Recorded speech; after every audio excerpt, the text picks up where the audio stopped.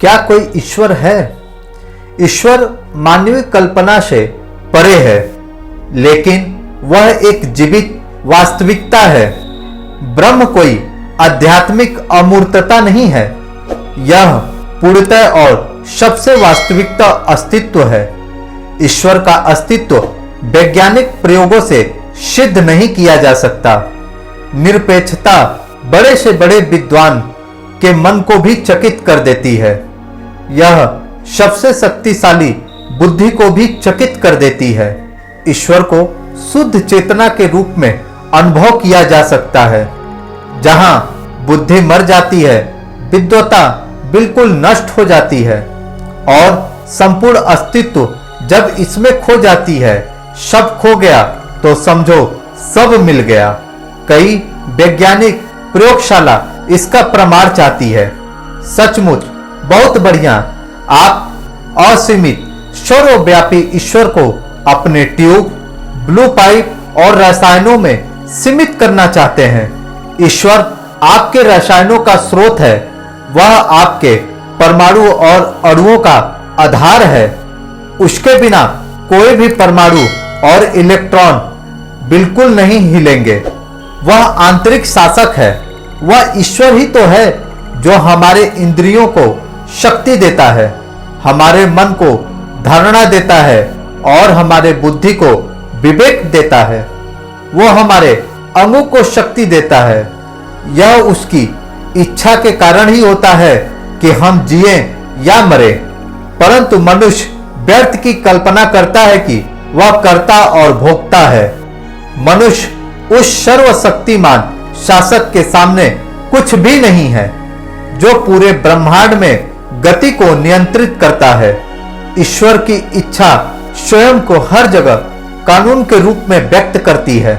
गुरुत्वाकर्षण का नियम, सामंजस्य, सापेक्षता, कारण और प्रभाव, बिजली के नियम, रसायन विज्ञान, भौतिकी, सभी मानसिक नियम, सभी ईश्वर की इच्छा की ही तो अभिव्यक्ति हैं। जैसे हम इस प्रकृति के भीतर सभी चीजों को कारण और नियम के द्वारा समझते हैं, वैसे ही समग्र रूप से इस प्रकृति को भी कोई ना कोई समझाता अर्थात चलाता होगा।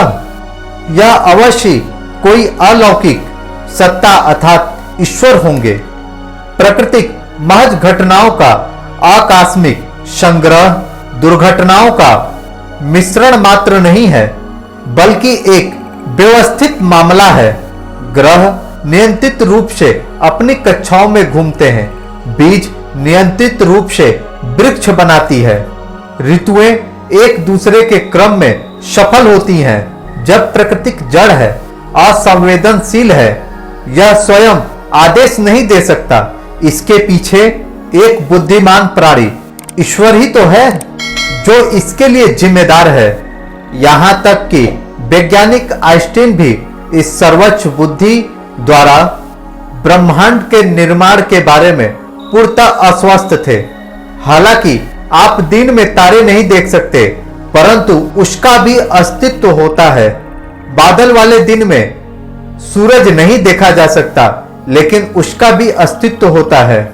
यद्यपि आप ईश्वर को भौतिक आंखों से नहीं देख सकते, लेकिन फिर भी वह अस्तित्व में है। और अगर आपको ईश्वर का दर्शन प्राप्त करना है तो सर्वप्रथम आपको जरूरी है कि दिव्य नेत्र की प्राप्ति हो और ध्यान के माध्यम से आप उस ईश्वर का साक्षात दर्शन प्राप्त कर सकते हैं, जिसे हमारे संतों ने आत्म साक्षात्कार का नाम दिया है।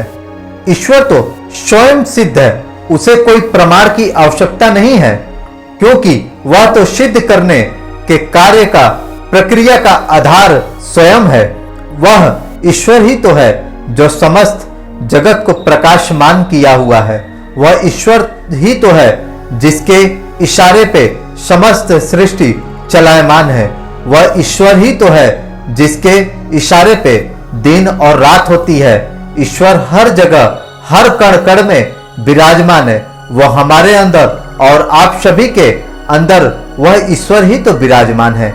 इसलिए उस ईश्वर को जानने के लिए, देखने के लिए आपको सबसे पहले आपको एक दिव्य नेत्र की आवश्यकता है, जिसे भगवान श्री कृष्ण ने गीता में कहा है कि हे अर्जुन, अगर तू मुझे देखना चाहता है, मेरे वास्तविक रूप को देखना चाहता है, तो तुम इन दो चर्म चक्षुओं से अर्थात भौतिक नेत्रों से मुझे नहीं देख पाओगे।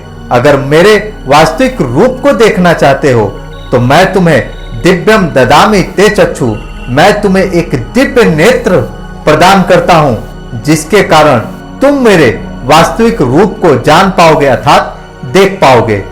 ऐसे ही अनेक आध्यात्मिक रहस्यों और विचारों को सुनने के लिए आप हमारे आध्यात्मिक फैक्ट चैनल को सब्सक्राइब करें, साथ ही वीडियो को लाइक करें और शेयर करें।